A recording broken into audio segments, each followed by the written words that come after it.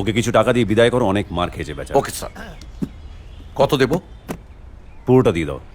Sir সামলাতে পারবে না, 10 লক্ষ টাকা আছে। Sorry sir. 10?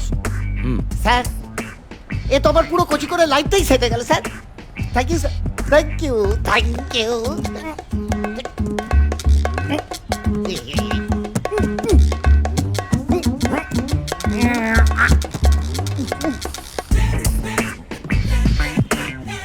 স্যার, কোচি করে ব্রিফ কেসটা তো দিলেন স্যার, চাবিটা তো দিলেন না স্যার। খাসনবিশ, তুমি ঠিকই বলেছিলে, 10 লাখ টাকাও সামলাতে পারবে না। 10 লাখ টাকা যদি কোনো ব্রিফ কেসে থাকে তাহলে সেই ব্রিফ কেসটাকে ভেঙে ফেলতে হয়।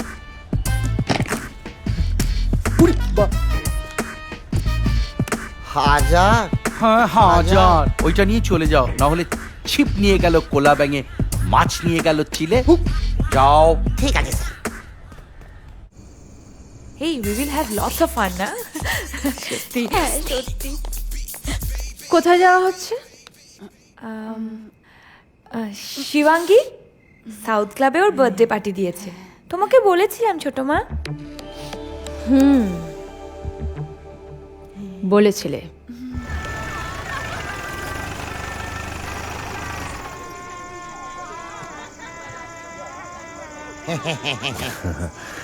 আপনি বসুন, আমরা আসছি। চল। চলুন স্যার। এই যে আমি যাব না। না না, আমাদের ধাবায় তো ঠিক মতন খাওয়া দাওয়া হয়নি, দেখে বিয়ে বাড়িতে কিছু পাওয়া যায় কিনা।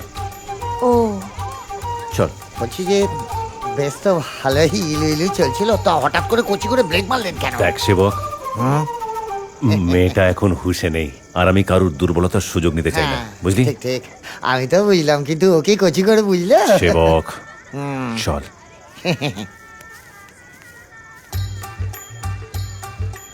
ছেলেটার কি উদ্দেশ্য? সত্যি কি চুরি করে পালাচ্ছে নাকি অন্য কিছু? ছেলেটাকে যতটা ভেবেছিলাম ততটা খারাপ নাকি ভালো, নাকি খারাপ না ভালো না খারাপ?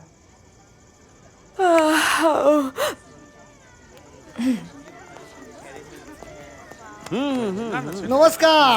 নমস্কার। বর বোধহয় এখন এসে পৌঁছয়নি কোচি করে। বর আসবে না মানে বরের বাপ আসবে এখানে। আচ্ছা, আপনারা কোন পক্ষ? পাত্রপক্ষ না কোনে পক্ষ? আমরা কোচি করে কি দল পক্ষ।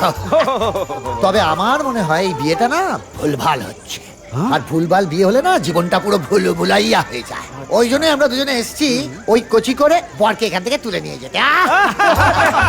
বললাম বলে রিয়াক্ট করছে। তবে কোচি করে বর আসনটা কোন দিকে? কুচি করে বর ওপরে বসে আছে।